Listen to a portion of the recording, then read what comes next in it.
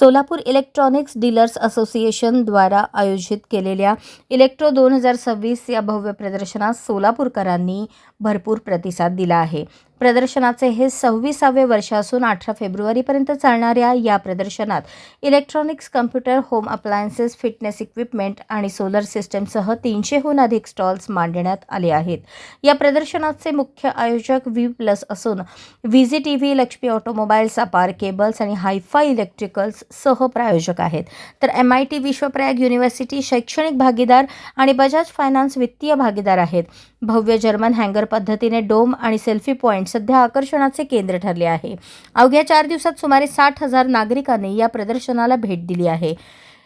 सेडाचे सचिव हरीश कुकरेजा यांनी सांगितले की ग्राहकांसाठी दररोज लकी ड्रॉ काढण्यात येत असून शेवटच्या दिवशी बंपर ड्रॉ असणार आहे.